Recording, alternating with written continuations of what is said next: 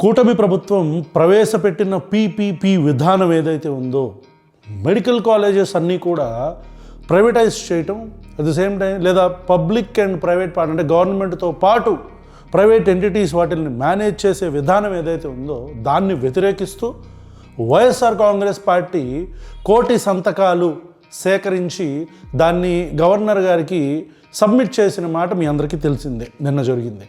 అయితే ఈ పర్టికులర్ ప్రాసెస్ని వైఎస్ఆర్ కాంగ్రెస్ పార్టీ మొదలు పెట్టక ముందే ప్రశ్న ఒక ఏమంటారు వ్యూవర్స్ దగ్గర నుంచి సంతకాల సేకరణ అనేది చేసింది. అంటే we are not telling that YSR Congress Party has copied, కానీ ఇలాంటి ఒక పనులు అనేవి ప్రజలు హర్షిస్తారు. ఎందుకంటే సిస్టంలో ఎంతమంది ప్రజలు దీన్ని వ్యతిరేకిస్తున్నారు, అంటే ప్రభుత్వ నిర్ణయాలని వ్యతిరేకిస్తారు అని తెలుసుకోవడానికి ఇది కూడా ఒక కొలమానం. అంటే పబ్లిక్ నుంచి మాకు దాదాపు 1,50,000 దాకా సంతకాలు చేసి మాకు పంపించారు లెటర్స్.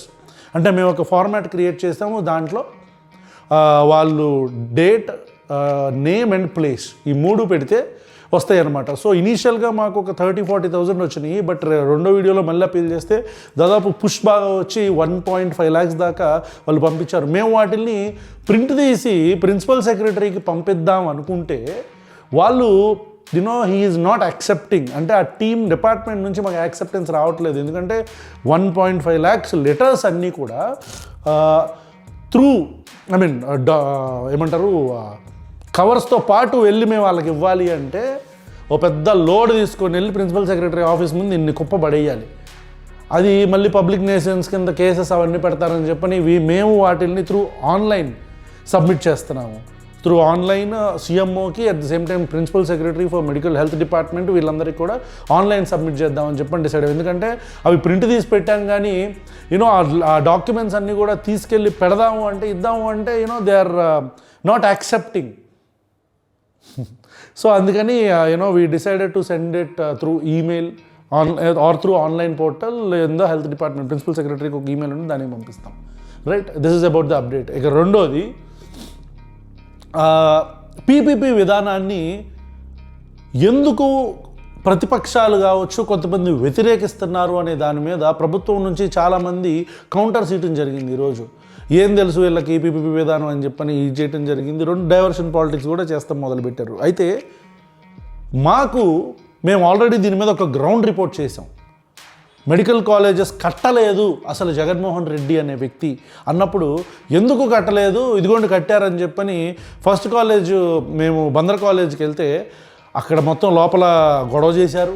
మీ అందరికీ తెలిసిందే గ్రౌండ్ రిపోర్ట్లో. లోపలికి వెళ్ళిన తర్వాత వాళ్ళు అబ్స్ట్రాక్ట్ చేయటం మమ్మల్ని. అయినా సరే మేము వెళ్ళి ప్రిన్సిపల్ని రిక్వెస్ట్ చేస్తే ప్రిన్సిపల్ కూడా భయపడటం జరిగింది. మేము ఇవ్వలేమండి, మేము ఇచ్చామంటే ప్రభుత్వం నుంచి మాకు ఒత్తిడి ఉంది, ఒకవేళ మీకు మేము ఫుటేజ్ ఇచ్చామంటే ఖచ్చితంగా మాకు ఊస్టింగ్లు అయిపోతాయని చెప్పారు. సరే, అది పక్కన పెట్టింది. ఆ తర్వాత ఏ ల్యాబ్స్ కట్టారు జగన్మోహన్ రెడ్డి గారు, అంటే ఏ కాలేజ్ ఎంతవరకు కన్స్ట్రక్ట్ అయింది అని చెప్పని చూస్తే పిల్లలతో మాట్లాడితే పిల్లల ఫుటేజ్ కూడా మేము వేయలేదు. ఎందుకంటే అగైన్ వాళ్ళకు కూడా ఇబ్బంది, తెలుసుగా ఎలా ఉంటుందో మన ప్రభుత్వంతో పెట్టుకుంటే. కాబట్టి పిల్లల ఫుటేజ్ కూడా వేయలే. పిల్లలు చెప్పటం సెకండ్ ఇయర్ కూడా కంప్లీట్ అయిపోయి ఎగ్జామ్స్ కూడా రన్ అవుతున్నాయి. సెకండ్ ఇయర్ ఎగ్జామ్స్ రన్ అవుతున్నాయి మేము గ్రౌండ్ రిపోర్ట్కి వెళ్ళినప్పుడు.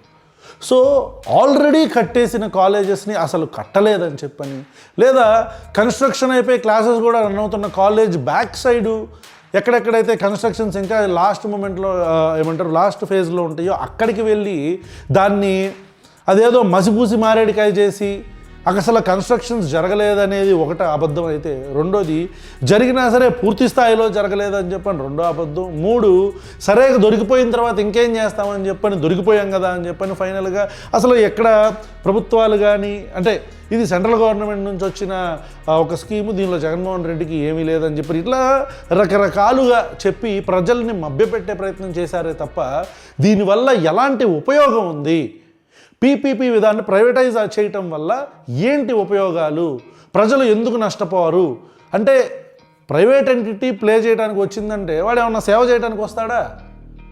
ఒక ప్రైవేట్ ప్లేయరు వచ్చి మెడికల్ కాలేజెస్ని డీల్ చేస్తున్నాడు, లేదా మెయింటైన్ చేస్తున్నాడు, మేనేజ్ చేస్తున్నాడు అంటే వాడు ఉత్తపుణ్యానికి సేవా కార్యక్రమాలు చేయడానికి వస్తాడా? కాదు కదా. వాడు ఎందుకు వస్తాడు? వాడికి ఏదో ఒక లాభం లేకపోతే ఎందుకు వస్తాడు? మేనేజ్మెంట్ కోటాలో సీట్లు ఎన్ని కోట్లకు అమ్ముడిపోతాయి, ఎన్ని కోట్లకి వాళ్ళు అమ్ముతారు, ఎన్ని మనకు తెలియందా? ఈరోజు ప్రైవేటైజ్ అయిపోయిన ఎంటిటీస్ ఎన్ని మనం చూడట్లేదు. మొబైల్ వీటిల దగ్గర నుంచి, సర్వీస్ ప్రొవైడర్ దగ్గర నుంచి, జియో కావచ్చు, వీళ్ళందరూ కూడా ఎలాంటి రేట్స్, సర్ప్లస్ ఛార్జెస్ మన మీద వేస్తున్నారు. అంతెందుకు మన హాస్పిటల్స్ చూడండి, హాస్పిటల్స్ ఎట్లా బిల్స్ వేస్తున్నారు మనకి. ప్రైవేటైజేషన్ వల్ల ఎలాంటి రిపర్కషన్స్ ఉంటాయో మనకు తెలియదా? సో దీన్ని ప్రభుత్వం ఖచ్చితంగా ఆపాలి. ఈ పీపీపీ మోడల్ని ప్రభుత్వం ఆపకపోతే ప్రజల నుంచి, ఎందుకంటే ప్రజల్లో యాక్సెప్టెన్స్ లేదు దీనికి, ఈ పీపీపీ విధానానికి ప్రజల్లో యాక్సెప్టెన్స్ లేదు. దీన్ని ఖచ్చితంగా ప్రభుత్వం